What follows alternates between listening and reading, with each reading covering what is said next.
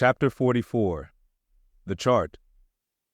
Had you followed Captain Ahab down into his cabin after the squall that took place on the night succeeding that wild ratification of his purpose with his crew, you would have seen him go to a locker in the transom, and bringing out a large wrinkled roll of yellowish sea charts, spread them before him on his screwed-down table.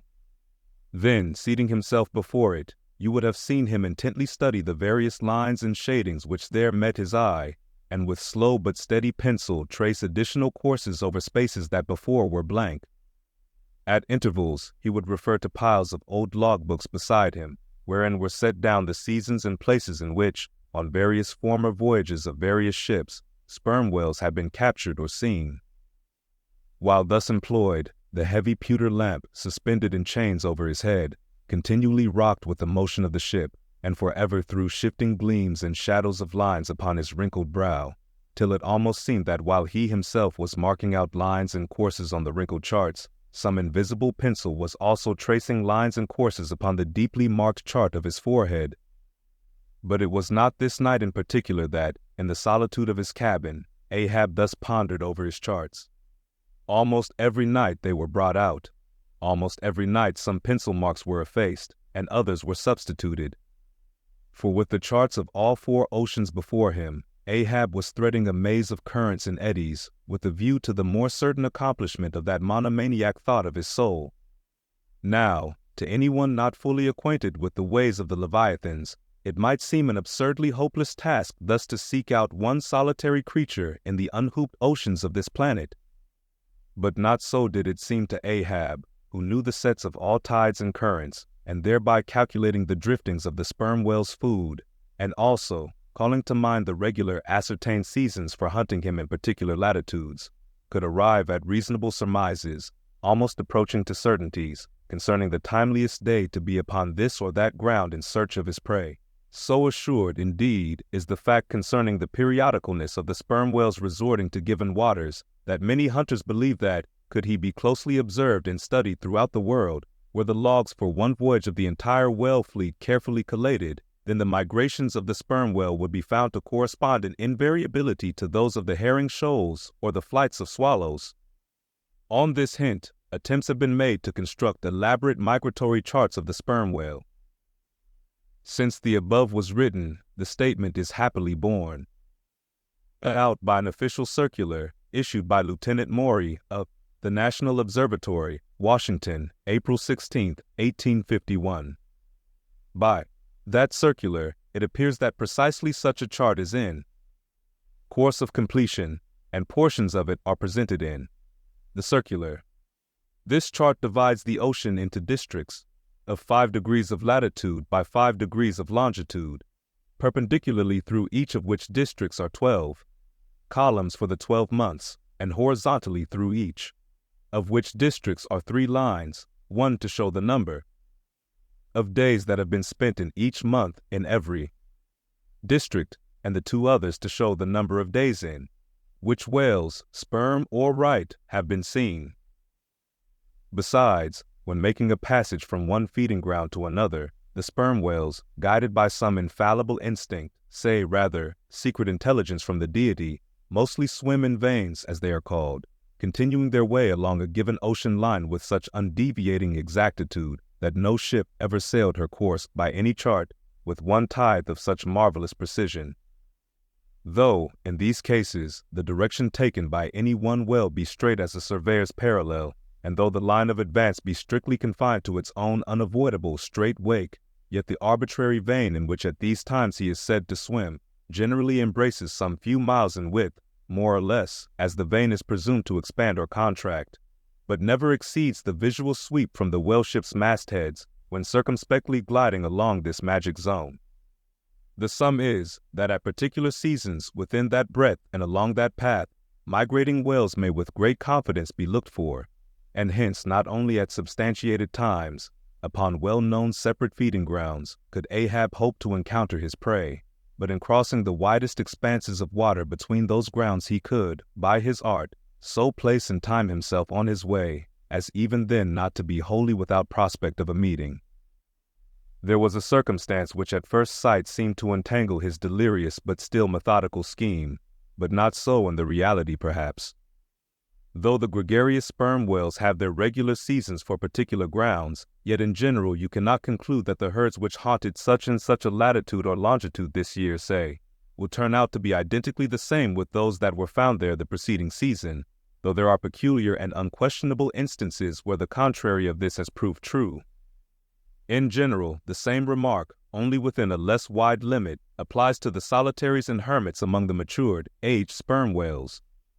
So that though Moby Dick had in a former year been seen, for example, on what is called the Seychelles Ground in the Indian Ocean, or Volcano Bay on the Japanese coast, yet it did not follow that were the Pequod to visit either of those spots at any subsequent corresponding season, she would infallibly encounter him there. So too with some other feeding grounds, where he had at times revealed himself. But all these seemed only his casual stopping places in ocean ends, so to speak, not his places of prolonged abode.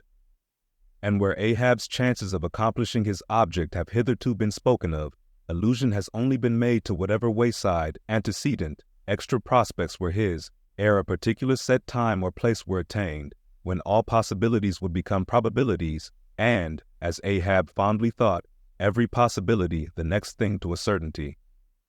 That particular set time and place were conjoined in the one technical phrase, the season on the line. For there and then, for several consecutive years, Moby Dick had been periodically descried, lingering in those waters for a while, as the sun, in its annual round, loiters for a predicted interval in any one sign of the zodiac. There it was, too, that most of the deadly encounters with the white whale had taken place. There the waves were storied with his deeds. There also was that tragic spot where the monomaniac old man had found the awful motive to his vengeance. But in the cautious comprehensiveness and unloitering vigilance with which Ahab threw his brooding soul into this unfaltering hunt, he would not permit himself to rest all his hopes upon the one crowning fact above mentioned, however flattering it might be to those hopes. Nor in the sleeplessness of his vow could he so tranquilize his unquiet heart as to postpone all intervening quest. Now, the Pequod had sailed from Nantucket at the very beginning of the season on the line. No possible endeavor then could enable her commander to make the great passage southwards, double Cape Horn, and then running down 60 degrees of latitude arrive in the equatorial Pacific in time to cruise there.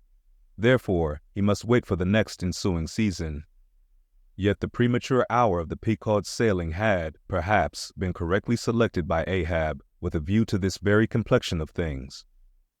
Because an interval of 365 days and nights was before him, an interval which, instead of impatiently enduring ashore, he would spend in a miscellaneous hunt, if by chance the white whale, spending his vacation in seas far remote from his periodical feeding grounds, should turn up his wrinkled brow off the Persian Gulf, or in the Bengal Bay, or China Seas, or in any other waters haunted by his race.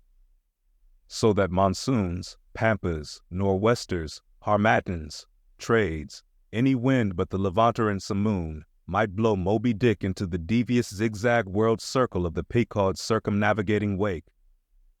But granting all this, yet, regarded discreetly and coolly, seems it not but a mad idea this, that in the broad boundless ocean, one solitary whale, even if encountered, should be thought capable of individual recognition from his hunter, even as a white-bearded mufti in the thronged thoroughfares of Constantinople. Yes, for the peculiar snow-white brow of Moby Dick and his snow-white hump could not but be unmistakable. And have I not tallied the whale, Ahab would mutter to himself, as after poring over his charts till long after midnight he would throw himself back in reveries, tallied him, and shall he escape? His broad fins are bored and scalloped out like a lost sheep's ear. And here his mad mind would run on in a breathless race, till a weariness and faintness of pondering came over him, and in the open air of the deck he would seek to recover his strength. Ah, God, what trances of torments does that man endure who is consumed with one unachieved revengeful desire? He sleeps with clenched hands, and wakes with his own bloody nails in his palms. Often, when forced from his hammock by exhausting and intolerably vivid dreams of the night, which, resuming his own intense thoughts through the day, carried them on amid a clashing of frenzies, and whirled them round and round and round in his blazing brain, till the very throbbing of his life spot became insufferable anguish. And when, as was sometimes the case, the spiritual throes in him heaved his being up from its base, and a chasm seemed opening in him, from which forked flames and lightnings shot up, and accursed fiends beckoned him to leap down among them, when this hell in himself yawned beneath him, a wild cry would be heard through the ship, and with glaring eyes Ahab would burst from his stateroom, as though escaping from a bed that was on fire.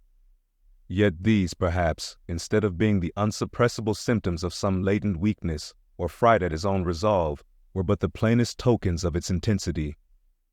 For, at such times, crazy Ahab, the scheming, unappeasedly steadfast hunter of the white whale, this Ahab that had gone to his hammock, was not the agent that so caused him to burst from it in horror again. The latter was the eternal, living principle or soul in him, and in sleep, being for the time dissociated from the characterizing mind, which at other times employed it for its outer vehicle or agent, it spontaneously sought escape from the scorching contiguity of the frantic thing, of which, for the time, it was no longer an integral. But as the mind does not exist unless leagued with the soul, therefore it must have been that, in Ahab's case, yielding up all his thoughts and fancies to his one supreme purpose, that purpose, by its own sheer inveteracy of will, forced itself against gods and devils into a kind of self-assumed, independent being of its own.